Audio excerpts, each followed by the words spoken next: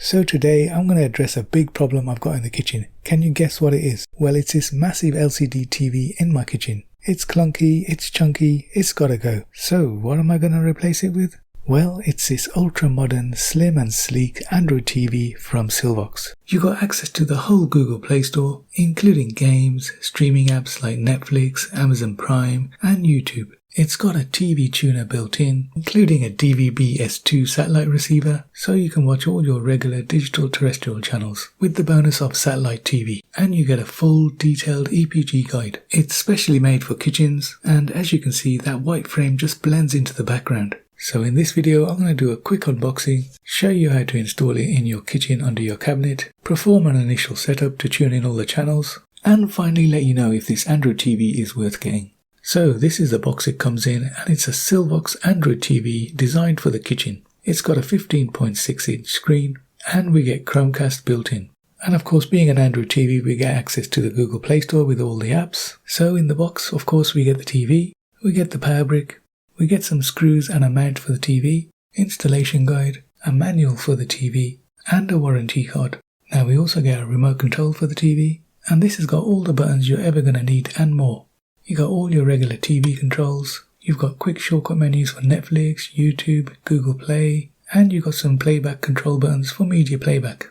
Battery wise, this takes a CR2025, and you do get this little doohickey to undo the battery compartment. We also get a nice little cleaning cloth. So this is the main screen. We've got a cover on top to protect it. On the side we've got some I/O ports. We've got a USB 1, CI card slot, mini AV in, earphone out, and USB 2. Which is brilliant as we can connect some external hard disks. On the back we've got some more ports, DC power in, RJ45 for networking, coaxial out, audio left and right, 4 external speakers, 2 HDMI ports, and 2 antenna inputs, satellite and digital. Now around the front we've got 2 stereo speakers, a digital clock, infrared ports for the remote, and we've got some touch sensitive buttons to control the TV. So these are cool to have because if you've got wet hands it's not going to damage the TV. And of course the best feature of this TV is that it folds out, giving you that space saving feature which is all essential in a kitchen. And then it nicely folds back in when you're not using it. Now on the top of the unit we've got a mounting fixture, which is essentially a screw thread, and the plate that you screw to the underside of your cabinets just threads on here and screws on snugly. Now you also get a mount for your remote, which you can also screw to the bottom of your cabinet. Anyway guys, this is all you're going to get in the box. Now before I install the TV under my cabinet, I'm going to do a quick setup. So I've plugged in the power, connected an external antennae, and I'm powering on. And the first thing we get is the Android boot up screen. And then we can begin the setup. So click on next and select your region. And next you get the option to set up the smart TV with your phone. I'm going to skip that option. And then it's just a matter of setting up your network connection and the optional sign into Google, which I'm going to skip. Accept the terms of service. I'm going to select use assistant without signing in. I'm going to allow search across all your TV apps, and what this will do is collect all the TV app channels on your device and put them on your home screen in a smart viewable format. We get a little walkthrough about the features of Android TV. And finally select your country region. Next we get to select our channel installation. I'm going to select antennae and I'm going to select digital. And that's it guys, it's a waiting game now. You just wait for it to search and find all your channels. So as you can see, it's found 174 channels, and all I need to do now is select start and we're on the home screen. So this is your standard Android TV home screen. And before I show you a closer look at this, I want to show you how I install the TV under my cabinet in the kitchen. Now as you can see in my kitchen under the cabinet there's a bit of a lip, so I need to create a DIY stand which is at least thick as this. And I'm going to use these 2 blocks of wood, which I'm screwing together, and then I'm going to attach the provided mount to this block and screw this whole assembly to the underside of the cabinet in the kitchen. So here I am marking at the holes for the mount, and then drilling the holes, and finally you can see I'm left with 4 holes for the mount. Now I'm going to insert the plugs provided, which will provide a solid fixture for the mount, and then just pop the screws in and tighten, and as you can see that's not going anywhere. Now I've screwed the mount to the bottom of my kitchen cabinet and finally screw in the TV into the mount, and this can all be done by hand. And just look at the difference, we've got a nice clean area with loads of room, a thin profile against the cabinet, just 2 fingers width, you'd hardly know it's there. And when you want to watch some TV, just press up on the screen and it'll get released, and then just gently pull it down, and then just touch the power button to power on the TV. As you can see, it boots straight into the Android home screen, and anyone with a smart TV these days will recognize this interface. Now, navigation is mainly done with the remote, but there are some buttons up top which you can use. You've got the source button, which lets you select the input source, and you can just navigate through the inputs by continually pressing on the source button. We've got TV, cable, antennae, satellite, AV, HDMI 1 and 2, and the Android home screen. We've also got a menu button which will give you access to picture, sound, and system.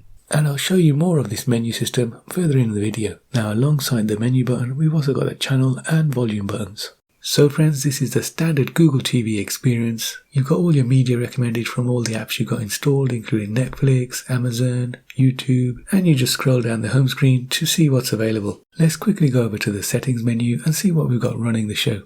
Scroll down to device preferences, click on about, and we can see that the device name is Smart TV, and we're on Android TV OS version 11 with the latest update in 2023. And if we go back up one menu, we can see storage-wise we have 4.3 gigs, which is not a problem as we can add more storage via USB. Okay, so while we're here, let's take a look at the streaming capabilities and let's go into YouTube. Again, we've got our familiar YouTube interface, and I gotta say, scrolling with the remote is pretty smooth. Video streaming is sharp, crisp, and it's all very responsive. Let's just take a moment to take in the sharpness and sound quality.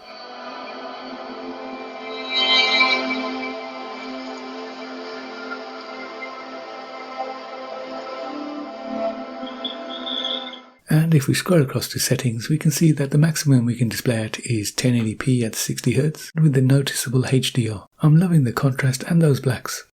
Now, as well as being an Android TV device, this is also an actual TV, and it comes with a digital tuner and a satellite tuner. And to view those channels, you just click on the guide button on your remote. And again, the picture is HD quality, 1080p, and it's sharp, it's crisp, and the colours are vibrant. And when you do flick between channels, you get some brief information about what's on that channel at the top of the screen. And of course there is an electronic program guide. Just press on the guide button on your remote, and like most EPG guide, you can scroll across and you can scroll down to view the channels. It's all pretty intuitive, and if you are in a rush to find something on the guide, it's all categorized down on the left hand side. Now, this TV does have a recording feature. Now, if you do find something you want to record, just select it and you'll get the following information, and you can view the channel or you can set a timer recorder. And from here you can just schedule your program recording. But bear in mind, you are going to need to attach an external hard drive. Now, of course, if you want to watch the satellite programs, you are going to have to attach a satellite dish via cable to the input on the back. Overall, I was very impressed with the TV capabilities of the Sylvox. Okay, let's take a closer look at the menu system on the box. Now, as it's more convenient, I'm going to use the remote from here.